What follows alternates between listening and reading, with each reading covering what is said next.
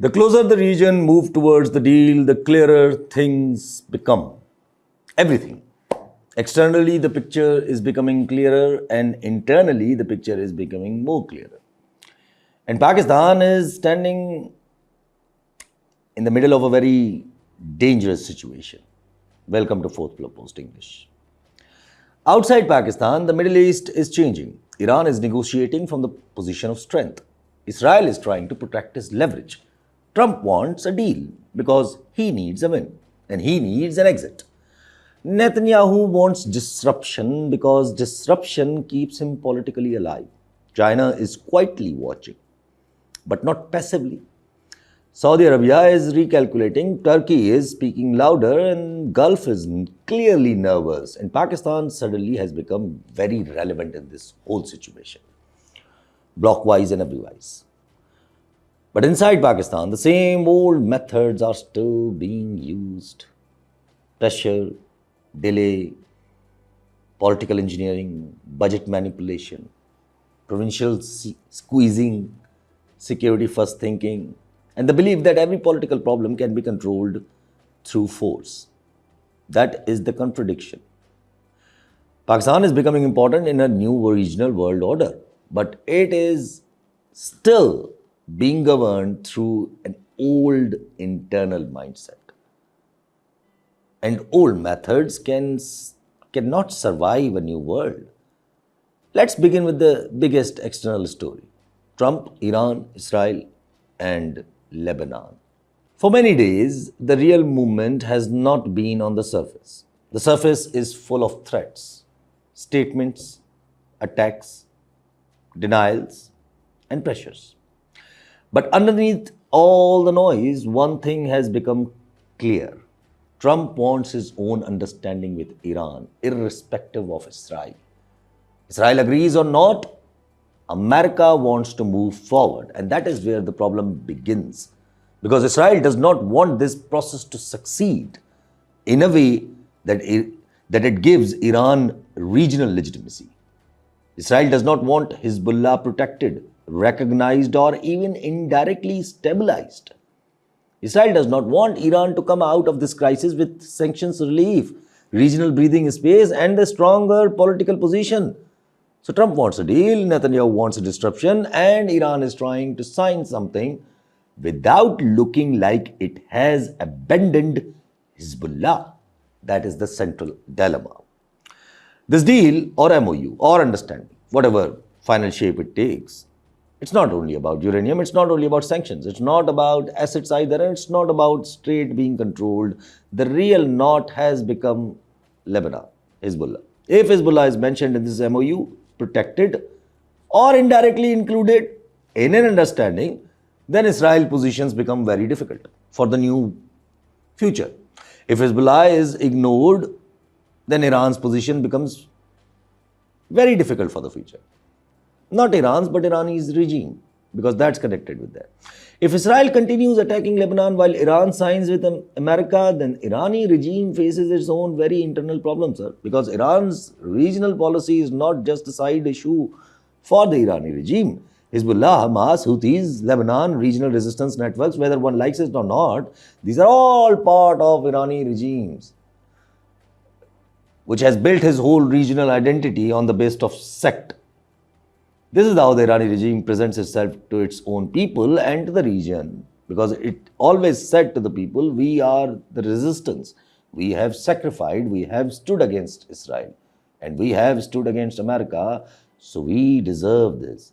So now imagine, Iran is signing a public agreement with Americans while Lebanon is still under attack. This is not easy. Iran may show tactical flexibility. It may accept sanctions relief, it may accept asset release, it may accept opening of the strait, it may accept formula that gives Trump a maybe face-saving win too. But Iran cannot easily stand in front of the cameras and give the impression that Hezbollah has been left alone. This is why the final shape of this understanding may not be a grand ceremony some people are imagining. It may be a big it may not be a big physical signing in Pakistan or in Geneva or a photo op somewhere. It may not be a dramatic table where everyone sits, smiles, signs, and declares peace. It may be something quieter, something indirect, something as people are calling it digital, which is bullshit actually. Something where everyone gets what they need, but nobody is forced to look humiliated in front of their own audience, whether Trump or Iran. Pakistan may still get its diplomatic credit, but the understanding may still be associated with the Islamabad understanding, the name may still benefit Pakistan, but actual visual stamp, the Islamabad Accords, the leaders standing together with the field marshal on the one side and the chief and the Shehbaz Sharif on the other, the cameras, the big photography, may not happen. That will hurt few people in Pakistan. But Pakistan will get its name for its diplomacy. I'm laughing because some people were like celebrating here for the peace prizes because of that act, and that photo op is not happening. So, but Pakistan is important. We are in the middle. We held peace. We brought the parties together. We played the responsible role. We are now globally relevant again. Some of that may be true for the Pakistan. Pakistan has played a role. Pakistan's position has become interesting. Pakistan's value has increased. But the regional deal is bigger than the Pakistan's desire for the photo session. The real deal is about America trying to reduce the cost of Israel's war. It's about Iran trying to come out of the sanctions and pressure without surrendering its regional architecture. And it is about China wanting stable energy routes and deeper regional influence. It is also about the Gulf countries to protect their future. It is about even Turkey sensing that Israel is no longer untouchable, and Lebanese army chief coming to the Pakistan shows that Israel is really not touchable if the America goes like this from this region. See, it's about Gulf and the region understanding that the old American shield is not as automatic as it once was. And it is about Israel realizing that if America opens a channel with Iran, Israel's ability to dictate the region will shrink. And this is why Netanyahu is desperate. For Netanyahu, war is not only the security policy. War is a political oxygen. The closer America and Iran move towards an understanding, the more Netanyahu loses leverage. If Iran gets relief, if Hezbollah survives, if Strait normalizes, if oil routes reopen, if China deepens its coordination with Iran, if Saudi-Iran relationships improve, if Turkey starts becoming more aggressive, then the Israel position becomes more exposed. Israel's strength was never a military. Its real strength has always been the region was paralyzed because of the America.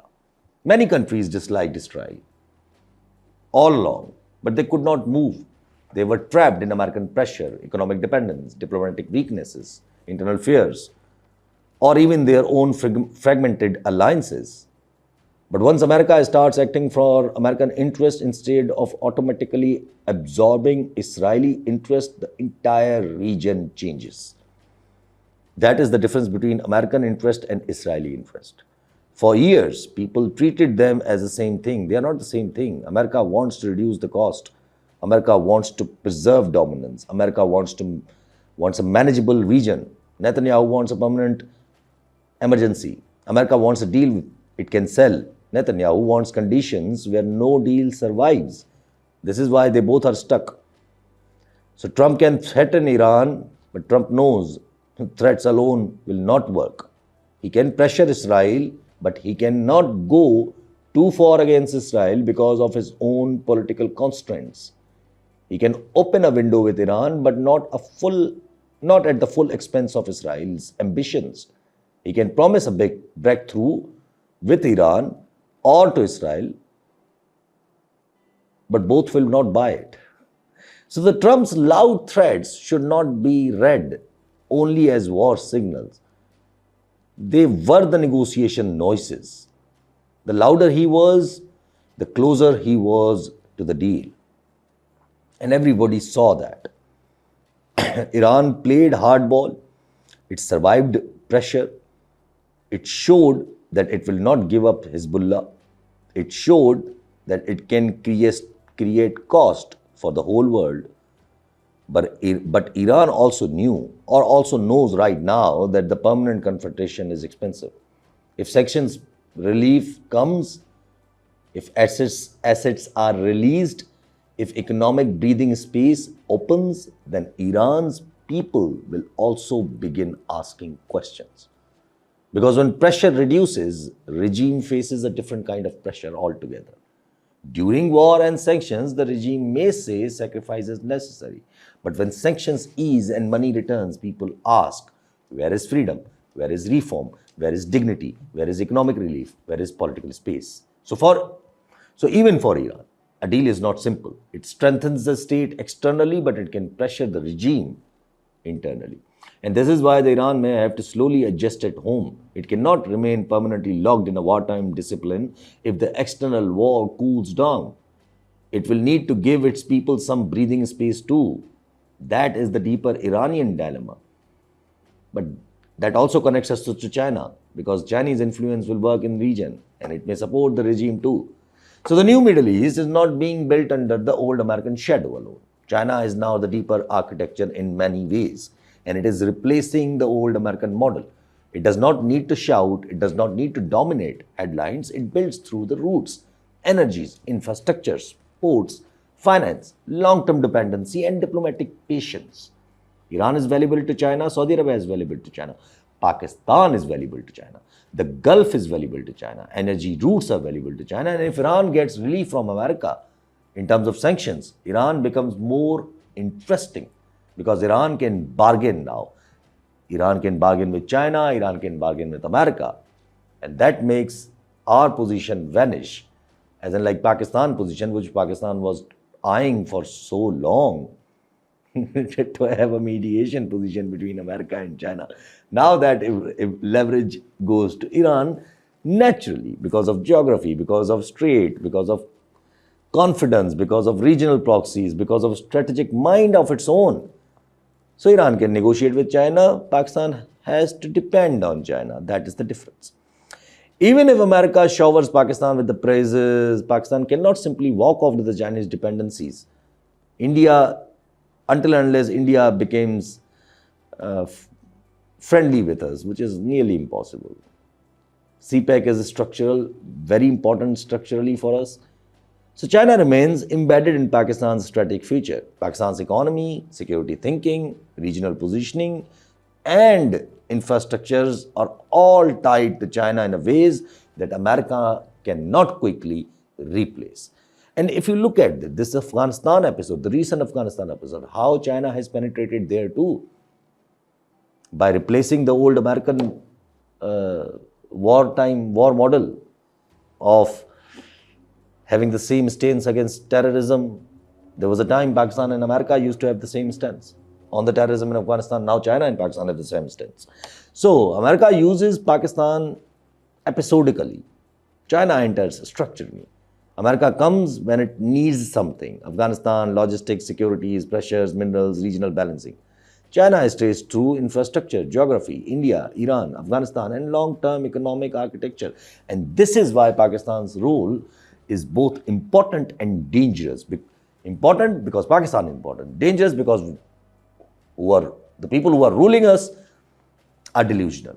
Pakistan can become bridge in the new region, a bridge between the China and the Middle East, a bridge between Iran and the Saudi Arabia, a bridge between Gulf security and Muslim military capacity, a bridge between regional energy and strategic geography. The Saudi defense arrangement becomes important in this frame. Its real value is not simply how many aircraft or the troops are deployed. The real value is political. It places Pakistan inside the regional security conversations that will go after when America leaves. Of course, such arrangements always carried risks. Imagine if Pakistan would have been dragged in this war against Iran. Imagine that. That cost would have been very big for Pakistan. It would not be financial, it would have been a strategic blunder. But if Pakistan has successfully avoided it, and now when Iran and Saudi Arabia will move towards understanding, then Pakistan becomes more stronger in this equation. This is where Pakistan can benefit, but only if Pakistan is stable. That is the whole problem. Pakistan has external value, but internal instability can turn this whole value into liability. A country cannot become a serious regional bridge while its own political house is burning. And Pakistan's internal house is not okay.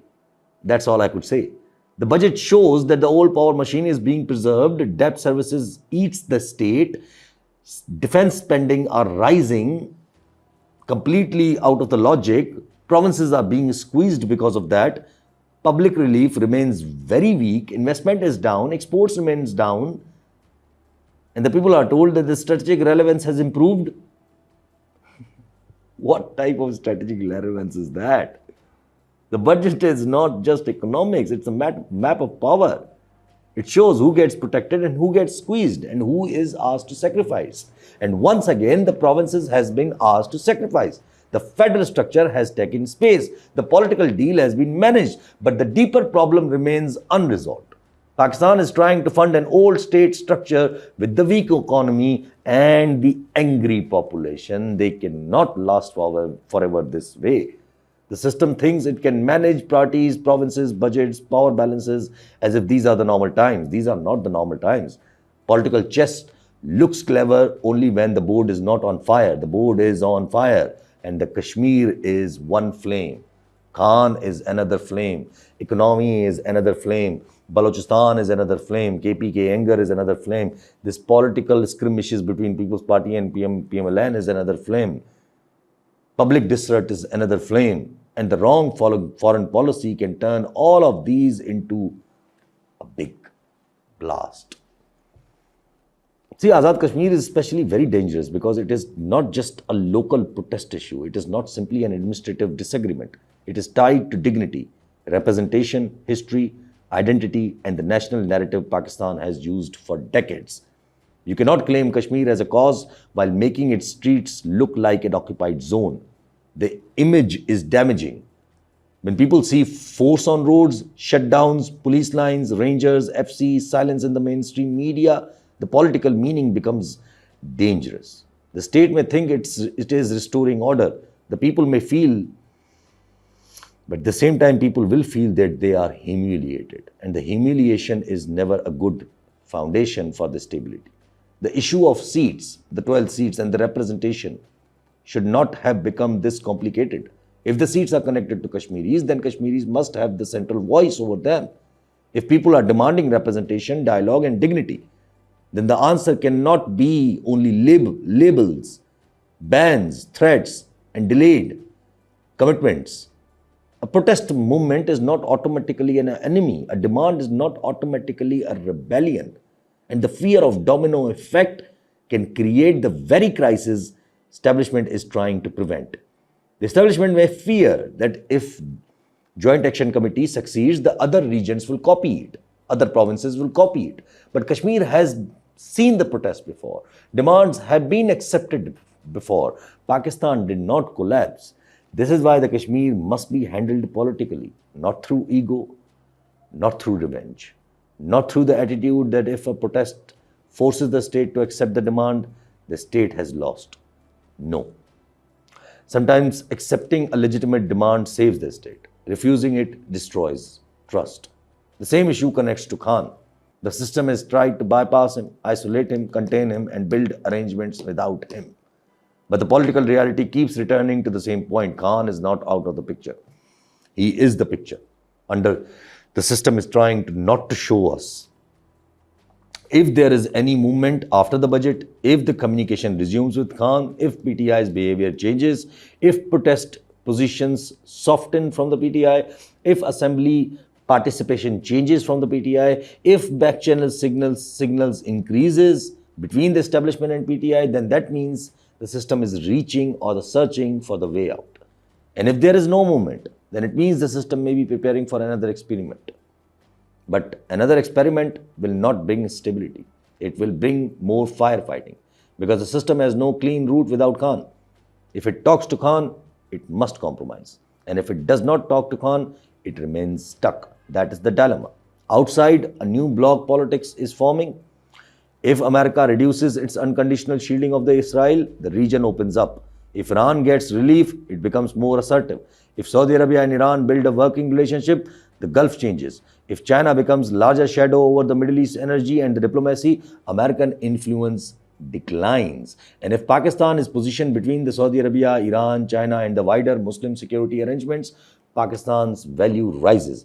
But if Pakistan is unstable, that value cannot be used. If Kashmir burns, if Balochistan remains angry, if KPK remains alienated, if Khan remains unresolved, if provinces feel attacked, if economy keeps bleeding, then Pakistan becomes not a bridge but a battlefield for influence. America will look at minerals, China will look at routes, Gulf states will look at security, Iran will look at stability, India will look at vulnerabilities. Israel will look for the long-term loopholes, and Pakistan's own people will look at the state and ask, what are we getting from all of this? That is the question. What is the use of the strategic relevance if the people remain crushed? What is the use of diplomatic importance if economy cannot breathe?